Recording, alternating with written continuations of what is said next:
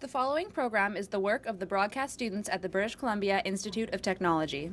BCIT Magazine features news stories from around the Lower Mainland which were produced over the last week. Responsibility for the content of the show rests completely with the students and their instructors.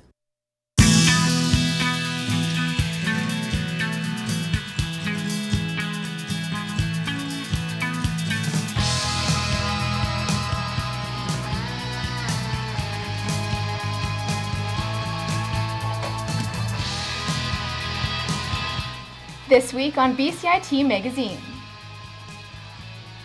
A grade 12 student leads a campaign to commemorate veterans. Metrotown SkyTrain users are about to see some major changes. And a Burnaby cycling group is protesting a new shared pathway.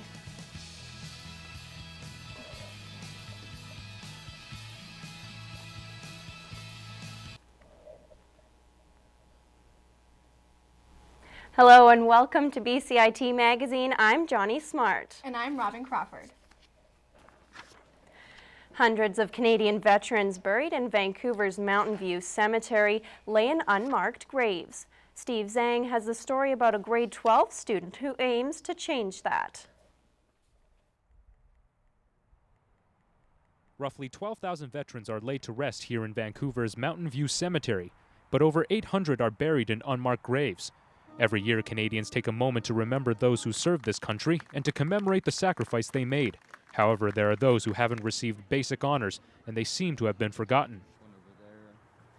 Kyle Gomez is a student at Hugh Boyd Secondary School in Richmond. He started the Unmarked Veterans campaign. We know the importance of commemorating these soldiers, commemorating the sacrifices that they made, and for some of them commemorating the most important sacrifice they made, or they gave all that they had to their country, the biggest thing that they had, their life. Gomez says the campaign has no specific monetary goal, but the aim is to mark as many graves as possible with a simple gravestone with the soldier's name, rank, and the year they died. As Canadian citizens, we live in the freedom that was created because of the sacrifice of these veterans. And I think that it's very important to commemorate them because they gave up everything so that we could have what we do have today. Glenn Hodges is the manager of Mountain View Cemetery. He says he's glad the campaign has started, but also adds the reason why some graves are unmarked is complicated. We know the names of every person that's buried in these graves. We know the date they were buried. For some of them, we may know the age, we may know their date of death, we may know where they were born. But the issue really becomes in connecting that, what information we do have with an official military record. According to Hodges, some people register for military service with fake birthdays or an alias, meaning some veterans buried here and other cemeteries have no gravestone until it's confirmed they served. Hodges says the cemetery isn't just a place where veterans are laid to rest, but also where they're remembered, and the simplest commemoration is getting them a gravestone. Steve Zhang in Vancouver for BCIT Magazine. So, Steve, what is the exact cost of getting a gravestone like this? Well, Johnny, Gomez says that it'll cost roughly $375 to get a gravestone created, and that's just a basic plaque with the soldier's name, rank, and the year they died. Johnny? So, are there any other barriers for getting gravestones for these veterans? There are, and as mentioned before, the biggest obstacle is discrepancies in personal and identifying information. But Hodges, the cemetery manager, says that there are sometimes cases where a person isn't entirely truthful about their military service. But Hodges says the cemetery operates under the assumption that everyone who's buried in the military fields there has every right to be there unless it's found otherwise. Back to you. Transit users got bad news this week when TransLink permanently closed a popular pedestrian walkway at Metrotown. The walkway, which connects the SkyTrain station to the mall, is being torn down to accommodate construction at the station. My co-anchor Johnny Smart reports. Metrotown's busy SkyTrain station is undergoing some changes to allow for an upgrade to the area. The pedestrian walkway connecting the mall and bus loop to the SkyTrain is closed permanently for construction on the station, affecting thousands of commuters. It's kind of convenient to be able to cross without having to wait for the traffic, and if it's a busy day. Yeah, I use it mostly every day to get from Metro to the train, and yeah, it's good, like easy access to the mall. People will get used to it, eventually. The station will still be accessible, but transit users will instead have to exit through a new staircase and cross the street. While these stairs behind me are quite empty right now, they will be the primary way of accessing the SkyTrain when the pedestrian overpass closes. Burnaby, TransLink, and Metrotown are discussing design and funding plans for the future walkway. The current SkyTrain station at Metrotown has reached capacity. TransLink recognizes that they need to expand it to continue meeting the service demands for the customers. So they've decided that in order to extend or increase capacity, the station house has to be relocated to the west and essentially rebuilt at double its size. While the walkway is closed, foot traffic will primarily be directed by signs and physical barriers. Retail tenants are aware of what's happening. They understand that ultimately the second level connection is going to be replaced, but there's going to be an interim period where people are going to have to cross at grade. Metrotown suggests that travelers allow for an extra 5 to 10 minutes for their commute. Johnny Smart in Burnaby for BCIT Magazine. BCIT's Safety, Security and Emergency Management is installing a new parking system that will make things easier for students.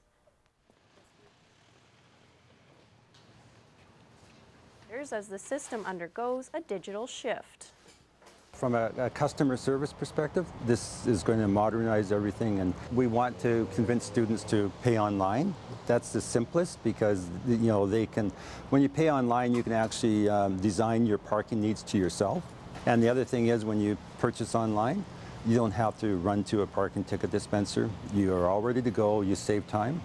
By January 1st, everything will be renewed and you'll be on a single platform. Drivers will have to pay by license plate rather than by stall, and credit cards will be the only option of payment, with coins no longer accepted. The city of Burnaby is refusing to change their plans to institute a new city connecting pathway. Jason Croker has more on the protests of a local group. The city of Burnaby is in the early stages of development on a new shared pathway stretching throughout the city. But a Burnaby bicycle advocate group is opposed to it, believing it is dangerous for all users. Dozens and dozens of comments citing the safety issue and citing the comfort issue, that these types of shared paths are uncomfortable and that they feel unsafe and that they really would like a separate place to cycle and a separate place to walk. Moreno Zanotto has led the charge against the city in an attempt to change the new pathway into a dual path. Zanotto wants space for both walkers and cyclists. Because there certainly is the need, and there is the space here. Nowhere else in Burnaby do we have more space for implementing separated walking and cycling paths. Hub Burnaby thinks an increase in bike usage is necessary. As compared to Vancouver, Burnaby takes 1/10 of the amount of trips on bicycle. Mayor Derek Corrigan has heard the protests of Hub Burnaby, but backs the decision to combine the bike and walk pathway fully. The idea that this is all about people who are going to commute 30 kilometers to and from work, or to try to get across Burnaby as fast as they can get across on their bike, that's not what we're designing the system for. Zanotto and his group will not back down on the issue anytime soon. And it's a major transportation corridor. So I mentioned Brentwood Town Center. We're engaging with business community up at Burnaby Heights, the Heights Merchant Association, with BCIT, and with these different providers and developers, including at the Brentwood development, to have them supported and demonstrate that there is broad community support for implementing separated facilities. Jason Croker in Burnaby for BCIT Magazine. Coming up after the break, a new provincial law has some dog owners upset. And an Abbotsford High School football team prepares for the playoffs with heavy hearts.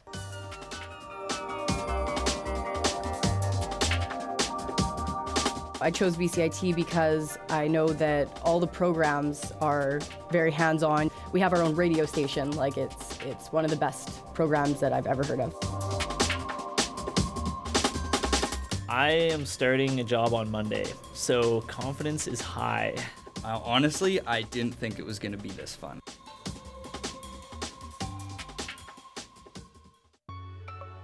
A A defining moment for me was when I finished my first internship and got lots of really great feedback from industry professionals. I would have never imagined I'd be walking into the floors of TSN and thinking, I'm not a student anymore, I'm here to work.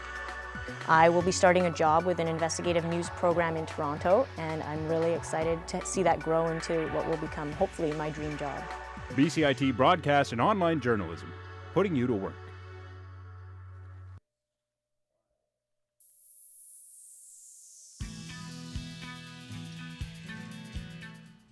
Cropping a dog's tail and ears to obtain a certain look may be standard to some breeds, but now it has been banned in BC.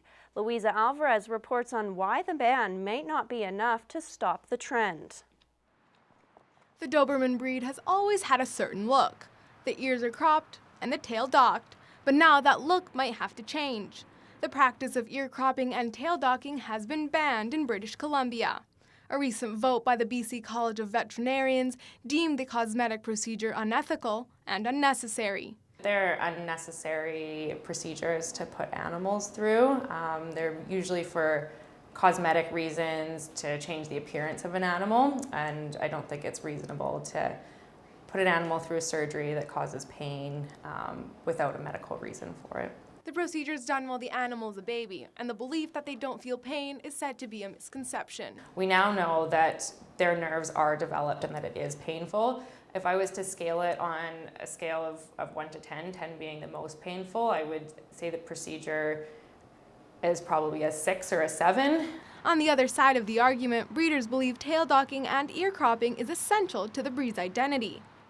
So Dobermans were bred to be guard dogs, and the reason the tails were docked and the ears were cropped short is so there would be less parts for the bad guy or someone who was trying to hurt the owner to grab a hold of. Majo Bratic is a Doberman owner planning to get another pup, and he says he'll likely get the procedures done just outside of the province. I would go elsewhere, yeah. I think it should be allowed. I don't think owners should face penalties, especially if they're good owners to the dog and treat the dog well. And if he's willing to go elsewhere, others maybe too. We simply want to bring our dogs to the vets because it's a safe environment.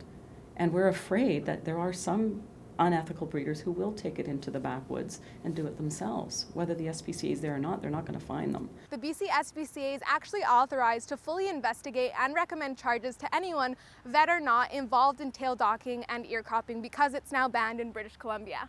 Come here! Louisa Alvarez in Burnaby for BCIT Magazine. We now go live with our reporter Louisa Alvarez. Louisa, what are breeders planning to do about the ban? So the breeders that I spoke to were extremely against the ban, and they told me they were right now looking at their options to see what could be done. They didn't go into specifics, but they told me that their main goal is for veterinarians to have the choice to choose whether or not they're going to do the procedures. As of right now, though, they did tell me they're taking their puppies across the states or to Alberta, where the practices are still being done. Johnny? And if the procedures are done outside of the province but the dogs are brought back, can the SPCA still recommend charges? No, the SPCA only has jurisdiction inside British Columbia, so if the procedures are done outside of the province, there's nothing that they can do. Back to you. An SFU entrepreneurship student is tackling cancer while raising money to defeat the disease. Tyler Bennett has the story. Gamers were taking virtual lives in exchange for saving real ones at the Gaming for Life tournament at Metrotown. The event was put on by SFU entrepreneurship students and was a buy-in gaming tournament with all the proceeds going to the Canadian Cancer Society. I wanted to get involved in it. Like I said, we do NHL tournaments in Vancouver, and we knew that we could help facilitate this. It's such a great cause that we wanted to get involved and try and make it a success. Clara Young organized the event, and for her, this event means so much more. I'm actually personally going through my own cancer journey right now. I just had surgery a few weeks just to remove something, cancers from me. So I'm personally going through this. I didn't expect to have this journey happen while I'm, helping out and raising this money for the Canadian Cancer Society. But you don't really understand how much this can really impact someone's life and how large this becomes in someone's life. Despite the struggle, Clara finds stability in her fellow entrepreneurship students and the events they put on. It's affected my work, my education, my family, my friends. It's changed so much.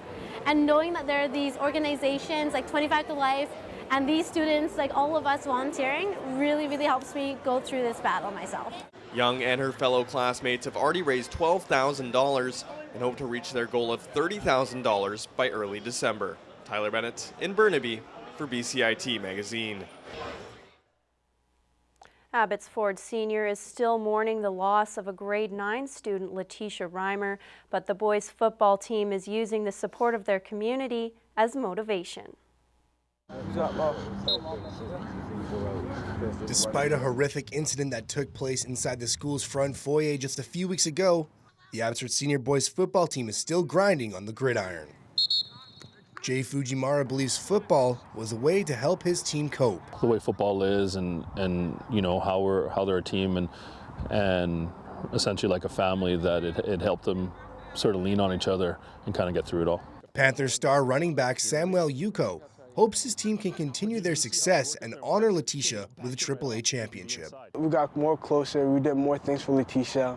When we just connect more, and then we just play every single time. We just talk about how we should just improve and just do great things for our school and for Letitia. The team will have some extra motivation with Letitia Reimer's initials and the Abby Strong decals on the back of their helmets. Despite the outcome, Coach Fujimara says it's been a year to remember. We love the support, and like I said, just going through what we went through, there's been a ton of support, not just from the community, but for the entire province. All I can say is it's pretty special, and it's definitely been a different year, but a special year too. The Panthers made the leap from AA to AAA this season, a division they have not been in since 1998, and so far the boys are 8-0. I expected us to be successful. These guys have worked really hard over the last couple of years. A number of these guys have played between 3 and 4 years for me, and they've really embraced on what it is to be an Abbey Panther and how hard you have to work. The team will hit the field this Saturday, November 19th, in their quarterfinal matchup against New West Secondary.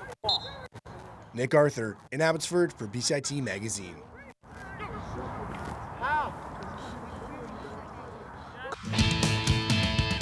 Coming up next on BCIT Magazine, Vancouver's Diwali Festival is appealing to your appetite. And 2 sea otters have been rescued by the Vancouver Aquarium. The most rewarding thing for me has been the relationships I developed in the program, both with instructors and classmates. My sense of confidence has never been higher. I mean, this program's offered great opportunities to be in real world, real industry situations, and being in those moments and knowing I can contribute, I can do this. It's exciting to be in this industry and to meet lots of great people and to make amazing friends. BCIT Broadcast and Online Journalism, realizing your potential. Standby graphics, ready camera 1. If you want to experience the fast-paced world of news, today on BCIT Magazine, striking, make magic on a movie set, frame, and action, or bring your creative ideas to life, BCIT's hands-on training will get you started. BCIT Television and Video Production. Your possibilities start here. Welcome back.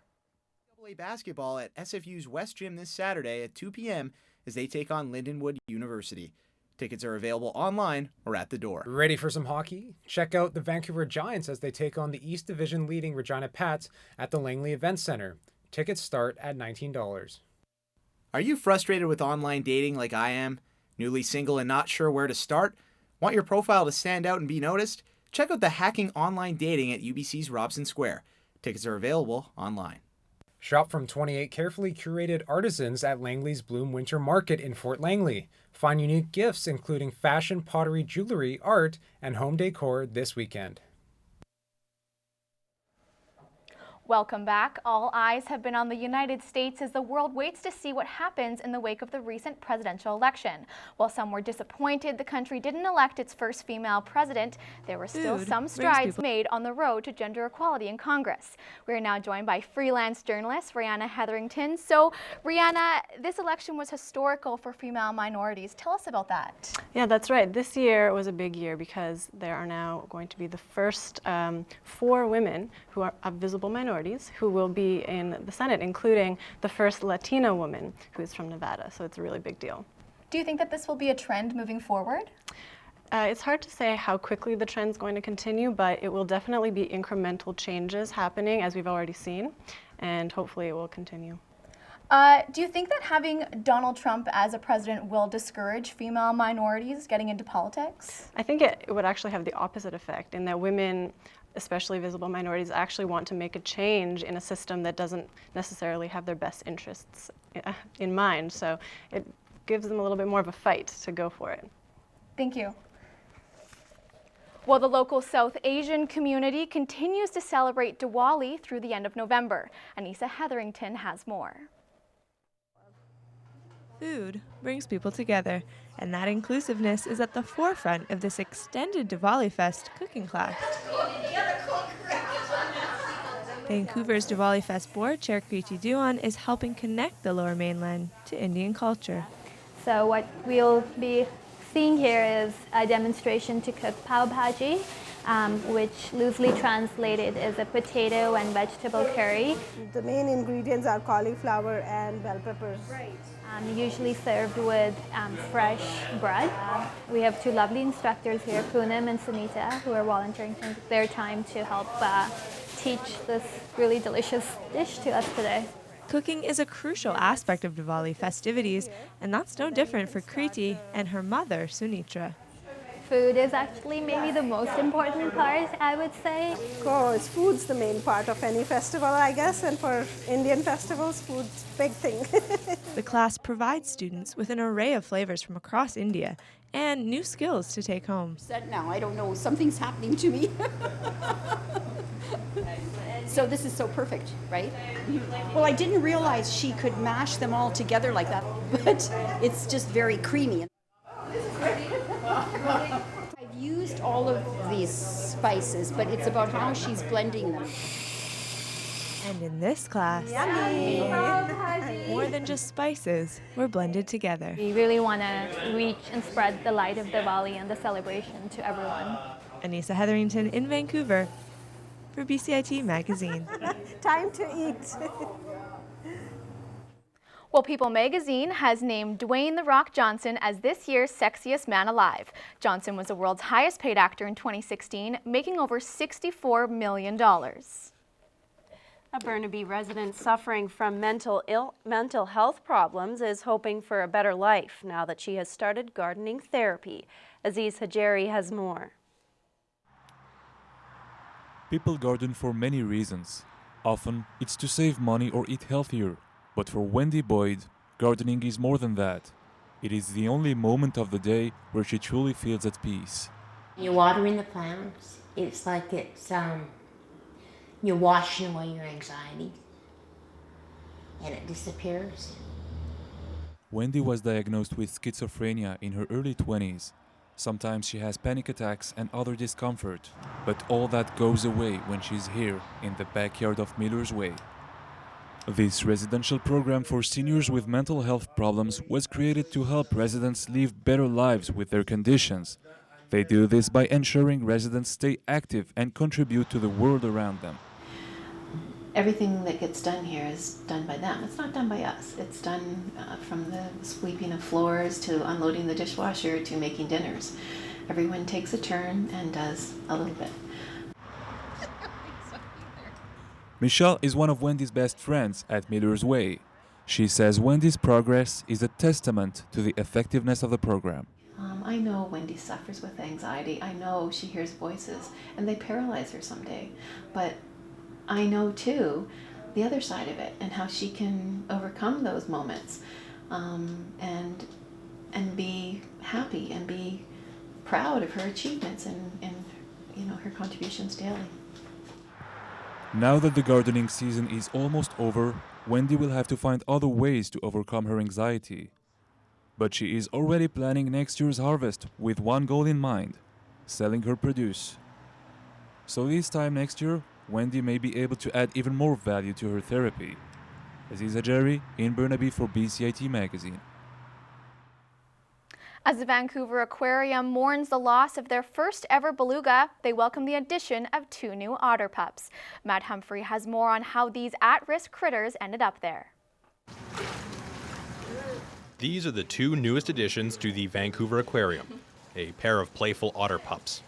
They join Rialto, the pup rescued earlier this year. 6 rescued otters now call this habitat home. The pair were found in Alaska with no mother. This discovery raised concerns over why there's been an increase in abandoned otter pups. They just got separated for different reasons. Unfortunately, we're never going to know what happened to their moms. It's a big job raising otter pups. They eat up to 30% of their body weight a day. Each otter has their own food plan to match their needs. Recently, they've moved off of bottle feeding and onto fish, clams, and squid. The aquarium staff fill the role of full-time mothers with round-the-clock feedings. The pups require a lot of attention. They're very endearing. They have a lot of human-like qualities. They're just super cute. Plus, we have the 3 new babies. Otter pelts don't protect against many environmental factors, like oil spills. This particular fur has lost all ability to keep the animal warm. This is something experts say could be impacting their ability to survive in the wild. So they're a great species to talk about conservation issues, how we can help the oceans and the animals that are in it. Unfortunately, these 3 pups were never taught how to live in the wild. They'll be spending their lives here at the Vancouver Aquarium. Matt Humphrey in Vancouver for BCIT Magazine. If you have any questions regarding the show, you can contact us at bcit-broadcast.com or bcitbroadcastnews.ca. Thank you for watching BCIT Magazine. I'm Johnny Smart. I'm Robin Crawford. We leave you now with otter pups from the Vancouver Aquarium.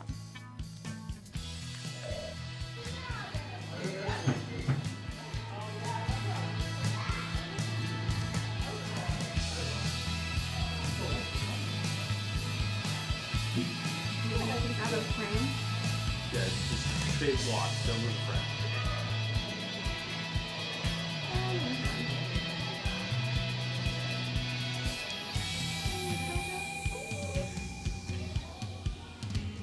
That ball is perfect where